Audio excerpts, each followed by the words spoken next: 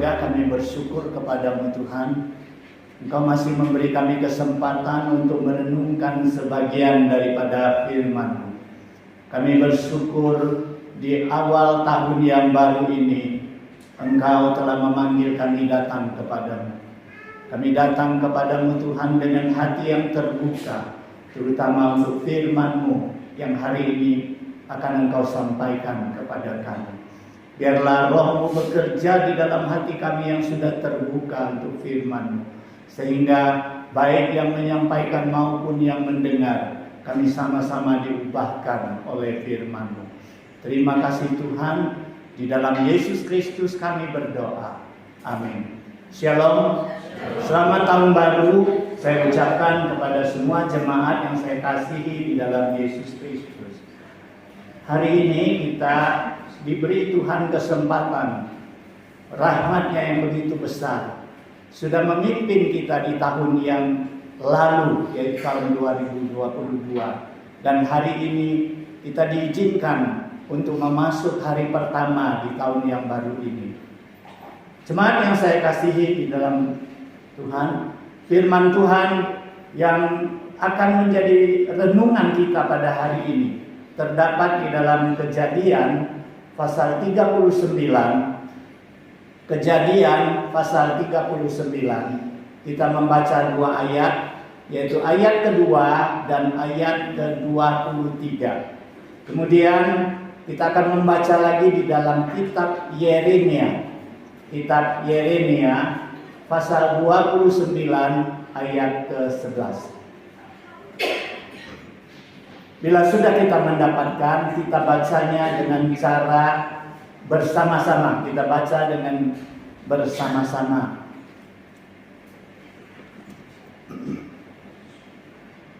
Kitab Kejadian pasal 39 ayat kedua.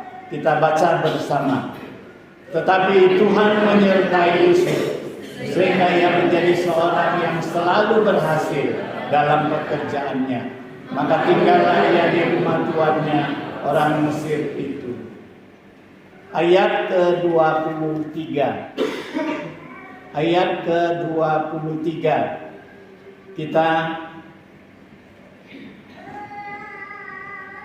Kita membacanya bersama-sama. Dan kepala penjara tidak mencampuri segala yang dipercayakannya kepada Yusuf, karena Tuhan menyertai dia dan apa yang dikerjakannya berhasil. Kemudian kita baca di dalam kitab Yeremia pasal 29 ayat ke-11. Yeremia pasal 29 ayat ke-11. Kita baca bersama. Sebab aku ini mengetahui rancangan-rancangan apa yang ada padaku mengenai kamu. Demikianlah firman Tuhan, yaitu rancangan damai sejahtera dan bukan rancangan kecelakaan, untuk memberikan kepadamu hari depan yang penuh harapan. Jemaat yang saya kasihi di dalam Yesus Kristus, tema yang saya angkat pada pagi hari ini yaitu meraih sukses. Ketika kita berbicara sukses atau keberhasilan, maka pasti itu merupakan harapan kita, apalagi ketika kita masuk ke dalam tahun yang baru. Tentu kita mengharapkan bahwa di tahun yang baru ini segala sesuatu yang kita lakukan, segala sesuatu yang kita perbuat mendapatkan keberhasilan. Namun saudara sekalian, kenyataan menyatakan kepada kita bahwa kesuksesan dan kegagalan itu selalu kita temui di dalam kehidupan kita. Saudara sekalian, tidak seorang yang selalu sukses tanpa mengalami kegagalan. Dan tidak semua orang selalu gagal dan tidak pernah sukses. Oleh sebab itu seorang bijak mengatakan bahwa sukses dan gagal itu adalah sebuah perjalanan hidup. Adalah sebuah proses di dalam kehidupan. Jadi kalau dikatakan perjalanan hidup, sebelum akhir hidup kita tiba, maka segala kemungkinan itu bisa terjadi. Ya, segala kemungkinan akan terjadi dan semuanya masih bisa berubah. Oleh sebab itu, ketika kita mengalami kegagalan, jangan sampai kita terpuruk dan patah semangat. Ketika kita mendapatkan sukses, jangan pula kita sombong dan terkebur. Karena sebelum akhir hidup kita, semua itu masih bisa berubah. Semua itu masih akan kita alami. Jadi saudara sekalian, sebuah peribahasa Chinese mengatakan apa? Artinya, keberhasilan dan kegagalan seseorang baru bisa kita nilai ketika kita menutup peti matinya. Saudara sekalian, saya tidak bacakan Mandarinnya, tapi inilah artinya. Artinya, keberhasilan dan kesuksesan itu baru bisa kita nilai kepada seseorang ketika dia mengakhiri hidupnya di dunia ini. Sebab itu saudara sekalian, kita tidak perlu terpuruk kalau kita gagal, kita juga tidak perlu sombong ketika kita berhasil, tetapi pengalaman keberhasilan dan kegagalan itu harus kita jadikan sebuah pengalaman yang berharga untuk menuju kehidupan kita yang di depan. Supaya kalau kita pernah gagal, kita tidak lagi gagal di bidang itu. Jadi saudara sekalian, dalam sejarah pemilu Amerika Serikat ada sebuah cerita kejadian yang sangat menarik. Pada saat itu dua kandidat calon presiden, yaitu Dewey dan Truman, mereka bersaing di dalam pemilihan presiden itu. Dan suara mereka itu sangat berdekatan. Tiba pada hari terakhir penghitungan suara itu masih berdekatan, tetapi dengan perlahan-lahan suara Dewey ini mulai meninggalkan suara Truman ini. Sehingga beberapa jam sebelum surat kabar itu terbitkan berita, sebuah harian dengan berani menerbitkan berita terdahulu bahwa menyatakan Dewey berhasil memenangkan pemilu dan menjadi presiden Amerika yang baru. Tetapi apa mau dikata saudara sekalian, detik-detik terakhir ternyata suara Truman ini akhirnya bisa menyusul dan mengungguli Dewey dengan suara yang sangat tipis. Jadi akibatnya apa saudara sekalian? Surat kabar ini mengalami 2 kali kerugian. Kerugian pertama, semua surat kabar yang sudah sempat beredar pada fajar itu mereka harus tarik kembali. Kemudian mereka harus cetak baru, berita yang baru tentang peristiwa yang penting ini. Tadinya mereka mencetak dengan cepat sebelum penghitungan final karena mereka begitu yakin bahwa Dewey pasti menang. Karena ini sudah detik-detik terakhir. Tapi ternyata beda akibatnya. Nah, jadi saudara sekalian, Presiden Truman menarik hatinya sangat tertarik dengan kejadian ini. Ketika dia sudah jadi presiden, dia minta 1 eksemplar koran itu dia simpan sebagai kenang-kenangan di dalam hidupnya. Nah saudara sekalian, dari kejadian ini jelaslah bahwa sukses dan gagal itu baru dapat disimpulkan saat seseorang mengakhiri hidupnya. Namun saudara sekalian, kita dapat melihat contoh di dalam Alkitab. Ya, kita lihat Salomo. Salomo itu kita katakan dia sukses. Ya benar. Salomo pada awal hidupnya dia sukses. Karena apa? dia diizinkan dan dia dipilih Tuhan menjadi orang yang berhak membangun bait suci Allah yang begitu megah. Dan dia juga orang satu-satunya yang diberikan Tuhan hikmat dan akal budi yang melampaui semua manusia, itu tak katakan. Dan Tuhan bukan saja memberikan hikmat, Tuhan juga memberikan kekayaannya yang luar biasa di dalam kerajaan, di bawah pemerintahannya. Namun saudara sekalian, apakah kita nilai Salomo sukses? Dia pernah sukses di awal kehidupannya. Tetapi bagaimana akhir hidupnya? Kita lihat. Akhirnya hidupnya begitu berantakan. Dia mengambil istri ribuan orang. Kemudian dia dirikan kuil-kuil berhala untuk istrinya. Bukan itu saja, dia ikut sembahyang di dalam kuil itu. Saudara sekalian, apakah kita nilai kehidupan Salomo itu gagal? Nah, saudara sekalian, banyak perdebatan tentang kegagalan dan kesuksesan dari Salomo ini. Namun saya mempunyai satu kesimpulan. Hidup Salomo saya nilai gagal karena pada akhir hidupnya dia meninggalkan Tuhan. Akhir hidupnya begitu berantakan. Dari mana buktinya?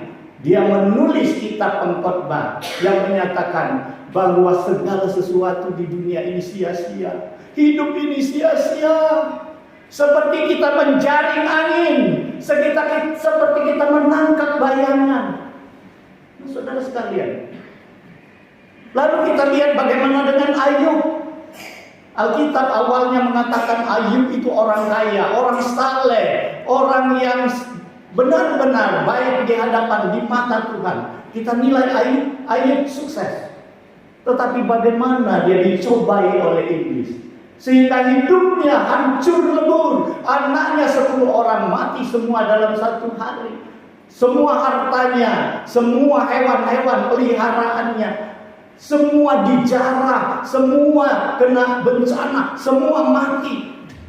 Dan dirinya sendiri dari ujung kepala sampai ujung kakinya menderita borok yang sangat membuat dia menderita.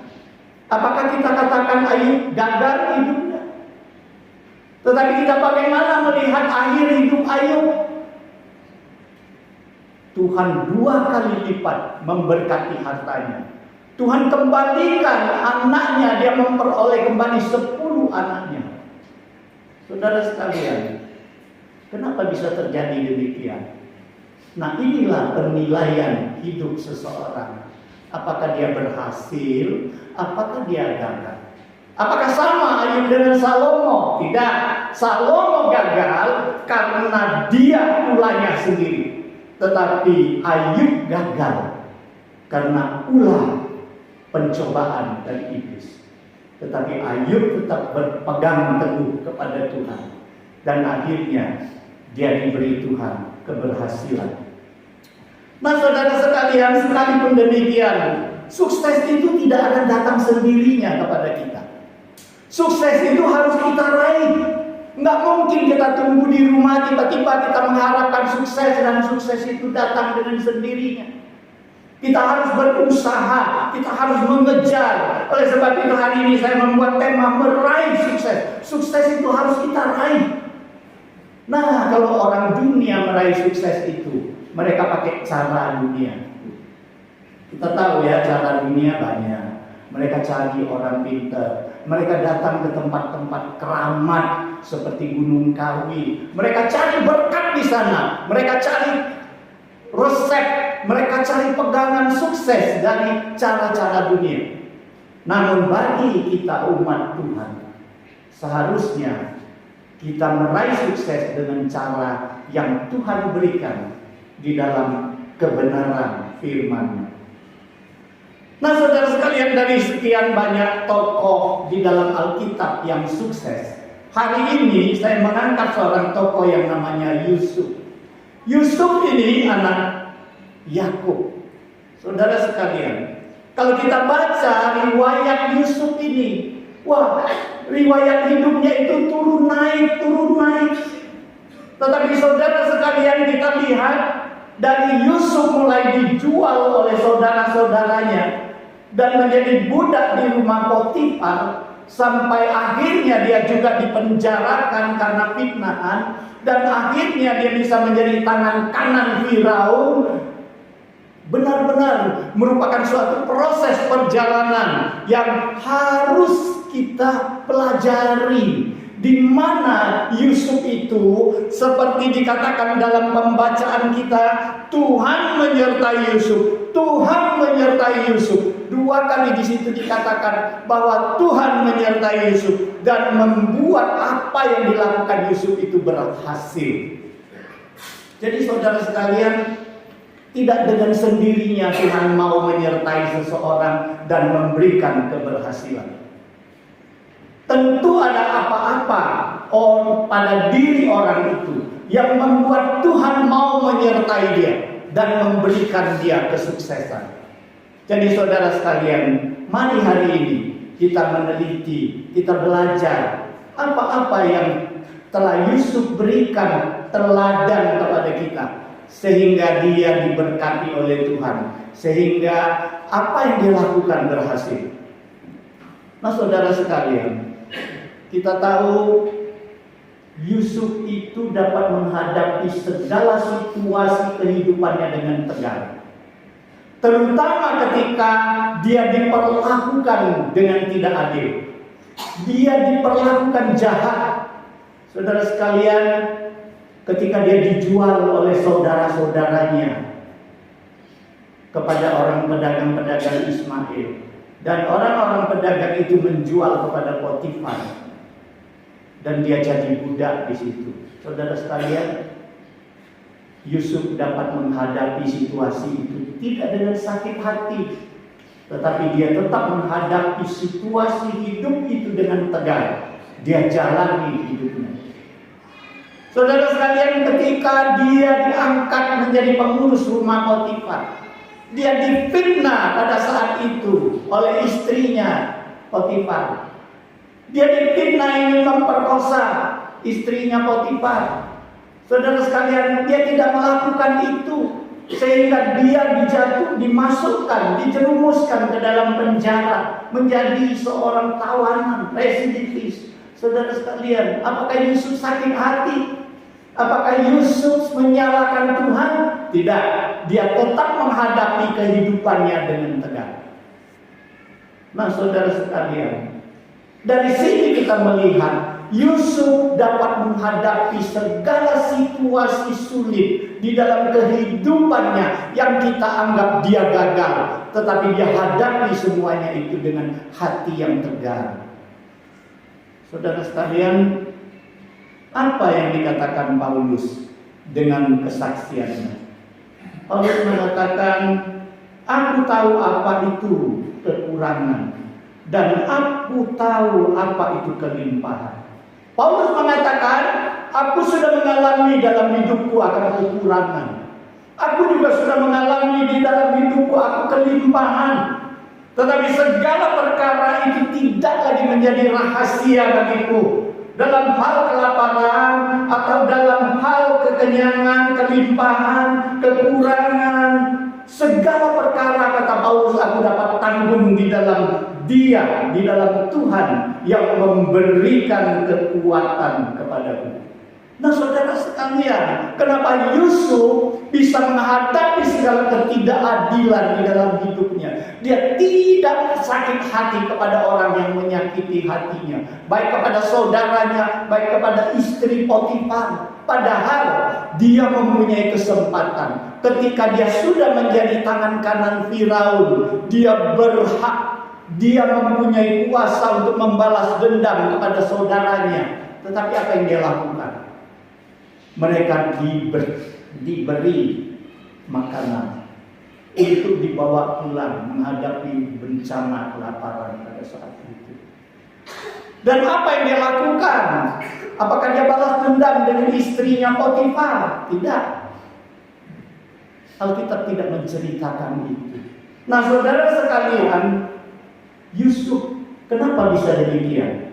Dia mengandalkan Tuhan yang memberikan kekuatan kepadanya. Oleh sebab itu, hari ini ketika kita menghadapi kehidupan kita di tahun yang baru, tidak terlepas kemungkinan kita akan menghadapi kesulitan-kesulitan. Tidak terlepas kemungkinan mungkin kita disakiti orang sepanjang tahun ini. Ada saat-saatnya mungkin kita mengalami kemerosotan, kerugian, bahkan kebangkrutan. Apakah kita bisa menghadapinya dengan tegar?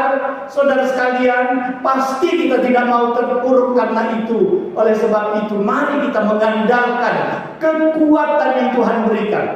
Mengandalkan Tuhan. Yang kedua, saudara sekalian, Yusuf menghadapi segala pekerjaannya dengan tekun, rajin, dan bertanggung jawab, sehingga akhirnya dia dapat dipercaya. Saudara sekalian, dia menjadi budak di rumah Potifar. Kita tahu budak itu pekerja yang paling rendahan. Saudara sekalian, tetapi akhirnya karena dia setia dalam pekerjaannya, karena dia bertanggung jawab dalam tugas yang diberikan tuannya, karena dia rajin, karena dia bekerja dengan tekun, makanya tuannya Potifar mengangkat dia menjadi pengurus rumah tangganya. Semua kau boleh urus, semua kau kepalai kecuali istriku. Nah, saudara sekalian, hasil dari ketekunan, kesungguhan hati, kerajinan, dan kesetiaan, tanggung jawab yang dilakukan oleh Yusuf. Ketika dia masuk ke dalam penjara karena fitnah, dia juga begitu. Dia berlaku kehidupannya dengan jujur, dengan tanggung jawab, dengan kesetiaannya, sehingga kepala penjara di dalam ayat 23 kita baca tadi, dia melihat Yusuf itu berhasil, dibuat Tuhan berhasil. Dia angkat Yusuf sehingga apapun yang sudah dia berikan kepada Yusuf, tugas-tugas, dan dia tidak akan campur lagi. Dia tidak akan khawatir lagi karena dia tahu Yusuf akan mengerjakannya dengan baik. Nah, saudara sekalian, dia diangkat mengurusi semua tawanan-tawanan itu. Kita lihat ketika dia dipanggil oleh Firaun ke istana. Ketika Firaun mau dia menjelaskan mimpinya, saudara sekalian, Yusuf bukan saja menjelaskan mimpi bahwa akan ada 7 tahun balak kelaparan, akan ada 7 tahun kelimpahan, kemudian ada kelaparan, kekeringan. Nah, saudara sekalian, bukan hanya menjelaskan mimpi dari Firaun, tetapi Yusuf memberikan solusi bagaimana mengatasi situasi yang akan datang, yang sulit itu. Nah, saudara sekalian, dia benar-benar mempunyai tanggung jawab, mempunyai kesetiaan dan ketekunan di dalam pekerjaannya, sehingga Raja Firaun mengangkat dia menjadi tangan kanannya, menjadi tuan atas Mesir. Nah, saudara sekalian, hari ini Tuhan memberi kita talenta. Tuhan memberikan kita modal. Kita tahu bahwa Yesus di dalam perumpamaannya tentang talenta kepada hamba, 3 orang hambanya, 5 talenta kepada seorang hamba, 2 dan 1 kepada hamba yang lain. Tetapi kita lihat bagaimana kedua hamba yang mendapatkan 5 dan 2 talenta itu bekerja dengan sungguh-sungguh, akhirnya mendapatkan laba-laba. Saudara sekalian, bagaimana mereka dipuji, bahkan mereka ditambahkan tanggung jawabnya, karena Tuhan yang mengatakan, karena kamu setia di dalam pekerjaan kepercayaanku, di dalam tugasmu yang kecil, maka aku akan memberikan tanggung jawab yang lebih besar kepadamu. Tetapi kepada hamba yang mendapatkan 1 talenta, yang menguburkannya ke tanah karena malas, karena jahat, tetapi membuat alasan. Saudara sekalian, Alkitab mengatakan 1 talenta miliknya itu pun dicabut oleh tuannya dan diberikan kepada yang mendapatkan talenta yang banyak itu. Nah, saudara sekalian, hari ini kita semua diberikan Tuhan talenta. Baik talenta itu besar kecil, Tuhan memberikan kita talenta.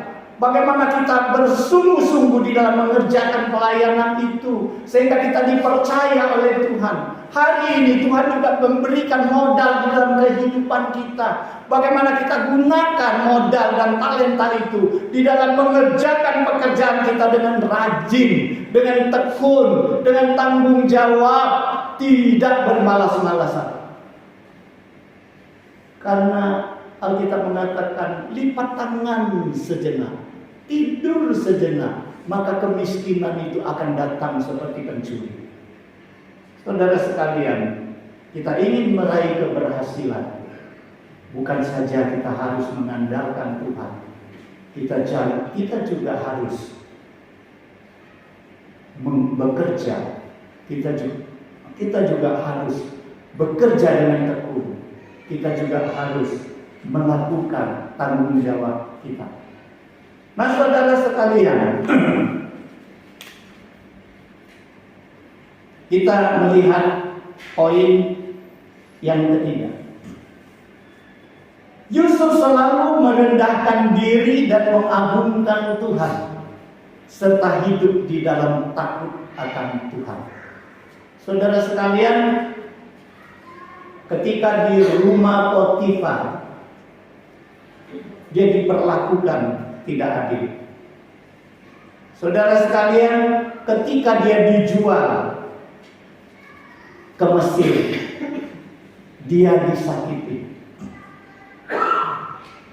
Coba kita lihat bagaimana di dalam ayat-ayat Alkitab menjelaskan bahwa Yusuf ini sebenarnya merendahkan diri dan mengagungkan Tuhan, serta hidup di dalam takut akan Tuhan.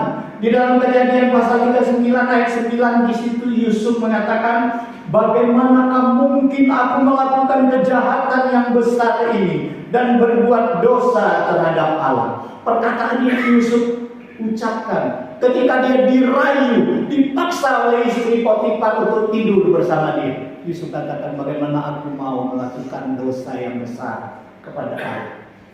Dia menolak. Dia hidup takut akan Tuhan. Dia menjauhkan kejahatan. Saudara sekalian, di dalam Kejadian pasal 40 ayat 8, di situ Yusuf menulis, lalu kata Yusuf kepada mereka ini adalah juru minum dan juru masak dari istana yang dipenjarakan oleh Firaun. Saudara sekalian, mereka datang minta Yusuf menjelaskan mimpi yang mereka dapat. Yusuf mengatakan, bukankah Allah yang menerangkan mimpi? Yusuf tidak katakan bahwa aku bisa karena Allah yang menerangkan mimpi. Saudara sekalian, di dalam Kejadian pasal 41 ayat 16, ketika dia dipanggil oleh Firaun untuk menjelaskan mimpinya, Firaun tidak mengatakan dia mimpi apa. Saudara sekalian, dia cuma mengatakan kepada Yusuf, aku ini mimpi, kamu jelaskan mimpiku. Coba bayangkan, kalau sudah ada bahannya dijelaskan, itu mudah ya. Tapi ini dia hanya berkata, aku tadi mimpi. Tolong jelasin mimpi apa dan bagaimana penjelasannya. Jadi Yusuf mengatakan, menyahut kepada Firaun, katanya, bukan sekali-kali aku. Yusuf mengatakan, bukan sekali-kali aku bisa, aku hebat, bukan. Melainkan Allah juga yang akan memberitakan kesejahteraan kepada tuanku Firaun. Nah, saudara sekalian, dari sini jelas sekali mengatakan kepada kita bahwa Yusuf begitu merendahkan hati, merendahkan dirinya di hadapan manusia maupun di hadapan Allah. Dan dia meninggikan nama Tuhan, kemudian dia takut akan Tuhan. Saudara sekalian, saya anggap inilah penyebab utama kenapa Tuhan mau menyertai Yusuf. Kenapa Tuhan membuat kehidupannya berhasil. Poin ini adalah poin yang paling penting. Ketika kita tidak membanggakan diri kita, ketika segala sesuatu dengan rendah hati kita menyerahkan di hadapan Tuhan, maka Tuhan akan bertindak. Saudara sekalian, yang keempat, Yusuf selalu memandang apapun yang terjadi di dalam hidupnya merupakan rencana Allah yang amat baik. Dalam Kejadian pasal 45 ayat 5 hingga 8, di situ Yusuf berkata kepada saudara-saudaranya, "Tetapi sekarang janganlah bersusah hati dan janganlah menyesali diri, karena kamu menjual aku ke sini. Sebab untuk memelihara kehidupanlah Allah menyuruh aku mendahului kamu. Karena telah 2 tahun ada kelaparan dalam negeri ini, dan selama 5 tahun lagi orang tidak akan membajak dan menuai. Maka Allah telah menyuruh aku mendahului kamu untuk menjamin kelanjutan keturunanmu di bumi ini dan untuk memelihara hidupmu, sehingga sebagian besar daripadamu tertolong. Jadi, bukanlah kamu yang menyuruh aku ke sini, tetapi Allah. Dialah yang telah menempatkan aku sebagai bapa bagi Firaun dan tuan atas seluruh istananya dan sebagai kuasa atas seluruh tanah Mesir." Saudara sekalian, apakah semua orang Tuhan mengatur rencananya? Apakah semua kejadian di dalam hidup kita sudah direncanakan oleh Tuhan? Kalau kita katakan iya, wah itu gawat ya. Karena apa? Karena saya berpendapat seperti ini. Kalau ada orang bunuh diri, apakah dia sudah dalam rencana Tuhan? Sehingga dia mengakhiri hidupnya dengan bunuh diri. Dia matinya karena bunuh diri. Tidak, itu ulah manusia. Kalau Salomo akhirnya bejat seperti itu dan gagal seperti itu hidupnya, apakah Tuhan rencanakan itu? Tidak. Karena apa? Itu ulahnya sendiri. Karena pada saat itu dia sudah lupa dengan Tuhannya, sehingga dia tidak lagi takut dengan Tuhannya. Dia buat kuil, dia sembahyang di dalam kuil berhala. Nah saudara sekalian, kepada siapa Tuhan mengatur rencananya? Tadi kita baca Tuhan mengatakan, "Aku tahu sepertinya rancangan-rancangan apa yang aku miliki untuk kalian. Rancangan damai sejahtera, bukan kecelakaan. Untuk memberikan masa depan kita yang cemerlang, yang berhasil, yang baik." Kepada siapa saudara sekalian? Tentu kepada orang yang kita katakan tadi hidupnya mengandalkan Tuhan. Saudara sekalian, itu sebabnya Paulus di dalam kesaksiannya mengatakan, "Apa yang dahulu merupakan keuntungan bagiku sekarang kuanggap rugi karena Kristus. Malahan segala sesuatu kuanggap rugi karena pengenalan akan Kristus Yesus. Tuhanku lebih mulia daripada semuanya. Oleh karena dialah aku rela melepaskan semuanya itu dan menganggapnya sampah supaya aku memperoleh Kristus." Saudara sekalian, penekanannya adalah Paulus mengatakan, untuk mendapatkan Kristus, aku rela lepaskan semua keberhasilanku di dunia ini. Semua gelar yang ada padaku, ku lepaskan. Semua kesukaan yang tidak benar dunia ini, ku lepaskan. Demi apa? Demi mendapatkan Kristus. Saudara sekalian, jadi Paulus ingin mengatakan bahwa Kristus adalah kunci keberhasilan kita. Oleh sebab itu, raihlah, milikilah Kristus itu. Saudara sekalian, hari ini kita memasuki tahun yang baru. Dan ini merupakan permulaan hari hidup kita di tahun yang baru. Mari kita memulainya dengan semangat yang baru. Kita melupakan segala kegagalan kita. Kita juga melupakan segala keberhasilan kita. Seperti apa yang Paulus katakan, "Aku melupakan apa yang di belakangku, dan aku mengarahkan mataku kepada apa yang di depanku, dan aku berlari-lari menuju ke sana." Menuju ke tujuan. Tujuannya siapa? Tujuannya adalah Yesus. Karena apa? Karena di dalam Yesus itu Tuhan menyediakan panggilannya, menyediakan hadiahnya. Nah, saudara sekalian, ketika kita memulai tahun yang baru ini, kita tidak perlu lagi terbenam di dalam kegagalan kita pada tahun yang lalu. Karena itu akan melemahkan semangat kita. Kita juga tidak perlu lagi membangga-banggakan keberhasilan kita di tahun yang lalu, supaya kita tidak menjadi sombong, kita hebat, tidak. Tetapi kita harus mengarahkan mata kita kepada Kristus, karena disitulah Tuhan menyediakan keberhasilan bagi kita. Nah, saudara sekalian, Yesaya 40 ayat 31 mengatakan, berbahagialah orang yang mengandalkan Tuhan, karena mereka akan seperti burung rajawali terbang dengan sayapnya. Mereka berlari dengan tidak menjadi lesu, dan mereka berjalan dan tidak menjadi lelah. Saudara sekalian, tentu kita ingin hidup di dalam tahun yang baru ini menyenangkan. Tahun ini merupakan tahun yang ringan, yang tidak berat bagi kita. Saudara sekalian, sekalipun banyak orang meramal bahwa tahun 2023 ini adalah tahun yang makin sulit yang harus kita hadapi.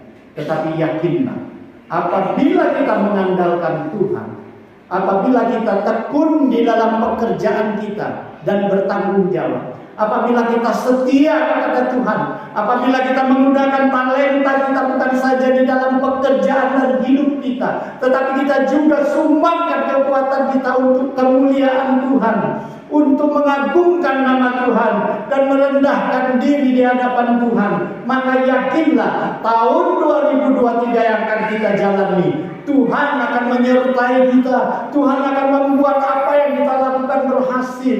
Saudara sekalian, ingat, berhasil atau sukses tidak identik dengan harta. Banyak orang punya harta, hidupnya hancur. Ya, kurang apa Michael Jackson?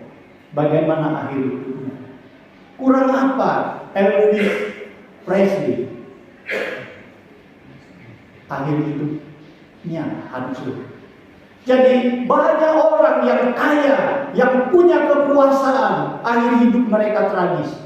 Tetapi keberhasilan yang Tuhan berikan kepada kita adalah keberhasilan yang kekal, keberhasilan yang hakiki, bukan yang semu. Oleh sebab itu, di dalam tahun yang baru ini, ketika kita menggantungkan harapan kita kepada Tuhan, serahkanlah hidup kita dan kita tanggung jawab, berusaha, bekerja sesuai dengan talenta yang Tuhan berikan. Yakinlah kita akan diberkati. Mari kita berdoa. Bapa di surga, kami mau bersyukur kepada-Mu Tuhan. Kami mohon Tuhan, meskipun firman-Mu berhenti, tetapi Engkau tetap berbicara kepada kami. Engkau menolong kami melalui Roh-Mu yang kudus, agar kami diberikan kemampuan, kekuatan, keyakinan, semangat yang baru untuk menempuh tahun yang Tuhan berikan yang baru kepada kami. Sehingga kami melangkahkan kaki kami dengan mantap, dengan penuh keyakinan, karena kami mengandalkan Tuhan. Terima kasih Tuhan. Berkati semua jemaat, terutama jemaat yang hadir pada saat ini, agar kami pulang dengan semangat, dengan penuh berkat Tuhan. Di dalam Yesus Kristus kami berdoa.